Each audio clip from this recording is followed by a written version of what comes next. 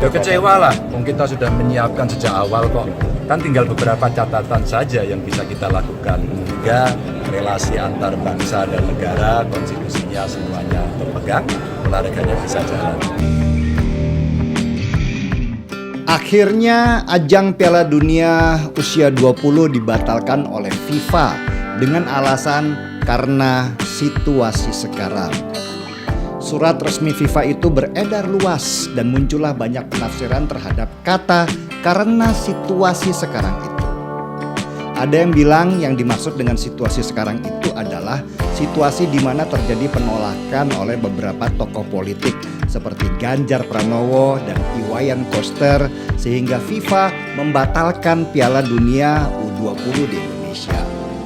Ada yang bilang bahwa yang dimaksud dengan situasi sekarang itu adalah situasi karena kondisi perpolitikan di Indonesia. Dan banyak lagi penafsiran-penafsiran lainnya.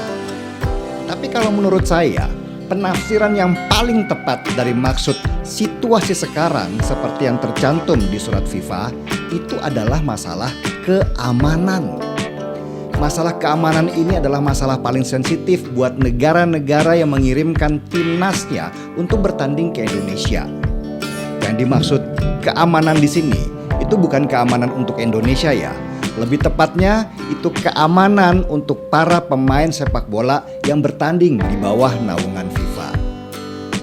Saya yakin sesudah FIFA memutuskan untuk mengadakan pertandingan di Indonesia, maka intelijen masing-masing negara akan mengirimkan mata-matanya untuk memantau keadaan di sini. Mereka akan memberikan masukan kepada FIFA jika ada tanda-tanda bahaya. Dan salah satu sinyal bahaya itu datang dari Israel yang timnya harus bermain di kandang di mana penduduknya banyak yang membenci negara Israel. Dan sinyal ini kemudian diteruskan ke negara tempat Piala Dunia bertanding, yaitu Indonesia. Lalu dibahaslah bersama sinyal ini. Jadi situasi ini tidak akan mendadak. Begitu juga keputusan FIFA tidak mungkin mendadak atau hanya berdasarkan penolakan Ganjar dan Koster saja. Keputusan itu adalah keputusan yang paling matang sesudah digodok dalam rapat-rapat di antara mereka. Keputusan pembatalan itu bisa jadi sudah lama.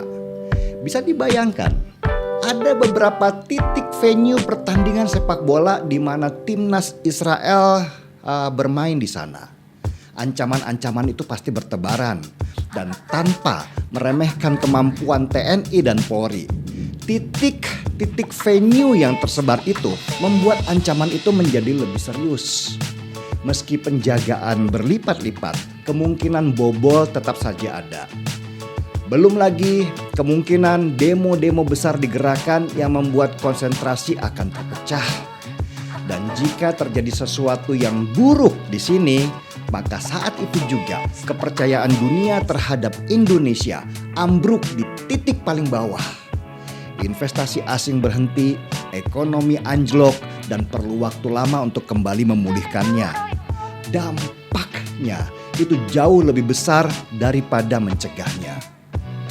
Sesudah keputusan didapat bahwa lebih baik dibatalkan untuk kebaikan bersama, yang perlu dicari adalah bagaimana cara pembatalannya tanpa Indonesia harus kehilangan muka. Disinilah perlunya drama, supaya meski harus batal, Indonesia tetap gagah dalam menghadapinya. Dan ketika surat pembatalan resmi FIFA pun keluar, terbangunlah narasi bahwa Indonesia sudah berusaha sekeras-kerasnya melobi FIFA. Ini sebuah narasi yang cantik memang. Dan dalam drama pembatalan itu tentu harus adalah kambing hitam. Kambing hitam itu jatuh pada PDI Perjuangan, Ganjar Pranowo, dan Iwayan Koster. Mereka dicaci maki seluruh negeri karena dianggap sebagai biang dari gagalnya Piala Dunia U20 di Indonesia. Harus ditelan memang pil pahit itu, tapi itu juga harus dilakukan. Seorang gubernur tentu harus memikirkan daerahnya, keamanan wilayahnya, ekonomi warganya, dan sebagainya dan sebagainya.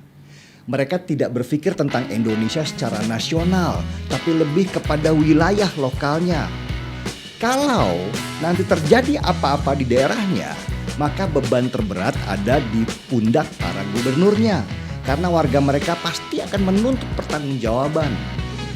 Gubernur Bali tentu berpikir matang sebelum memutuskan daerahnya menolak untuk dijadikan tempat drawing juga venue sepak bola. Kalau terjadi apa-apa di Bali, ekonomi di Bali yang sedang bangkit pelan-pelan akibat 2 tahun pandemi itu bisa terpuruk lagi. Begitu juga Ganjar Pranowo yang lebih memikirkan warganya dan ekonomi mereka. Lalu kenapa Presiden tetap bicara bahwa siap mengadakan pertandingan di sini? Ya Presiden harus begitulah, itu memang tugasnya. Dia simbol dari negara. Kalau Presiden takut, negara pasti dalam bahaya. Meski Presiden tahu bahwa ada ancaman besar di negaranya, jika harus memaksakan sesuatu yang potensinya berbahaya, dia tetap harus tampil gagah. Kalau enggak, akan dibilang pelin-pelan. Presiden sudah pasti tahu lah tentang pembatalan itu jauh sebelum kita semua rakyat biasa tahu. Karena dia sudah pasti dapat info pertama. Tapi kan dia juga tidak mungkin menyampaikannya ke publik. Yang harus dilakukan oleh Presiden adalah bagaimana cara yang terbaik supaya pembatalan itu terlaksana dan Indonesia bisa tetap berdiri dengan kepala tegak. Saya nggak percaya sebuah kebetulan, apalagi jika itu menyangkut negara. Semua sudah pasti detail, baik informasinya dan penanggulangannya. Semuanya harus matang karena ini menyangkut orang banyak. Gak tiba-tiba FIFA membatalkan, gak tiba-tiba Erick Thohir berangkat, gak tiba-tiba. Gak ada sesuatu yang serba tiba-tiba kalau itu menyangkut negara. Semua pasti sudah direncanakan dengan baik. Ya sekarang Ganjar Pranowo dan Iwayan Koster lah yang menerima abu panasnya. Mereka dicaci, bahkan banyak yang teriak tidak akan memilih Ganjar di pemilu 2024. Kesempatan ini pun dimanfaatkan para buzzer musuh politik Ganjar untuk mendorong supaya jangan memilih Ganjar nantinya. Riding the waves atau menunggang ombak istilahnya. Mumpung ada kesempatan, hajar sekuat-kuatnya. Saya hanya ingat pesan dari orang tua saya dulu ketika saya awal-awal memimpin perusahaan. Pemimpin yang baik itu bukan yang ingin menyenangkan semua orang. Dia harus berani melawan arus kalau itu berhubungan dengan kepentingan yang lebih besar. Kadang muncul keputusan yang tidak populer, tapi jika itu membawa kebaikan, teruskan. Kalau Ganjar Pranowo harus dicaci, cacilah dia sepuasnya. Mungkin itu bagian dari ujian ketahanan mental sebelum menjadi orang besar. Jokowi juga dulu begitu, sering banget dicaci. Tetapi seburuk-buruknya Ganjar, saya akan tetap memilihnya nanti jika dia jadi calon presiden negeri ini. Bukan karena Ganjar yang terbaik, tapi calon lainnya jauh lebih buruk darinya. Dan saya nggak rela kalau kelak negeri ini jatuh ke tangan calon yang paling buruk karakternya. Gaspol.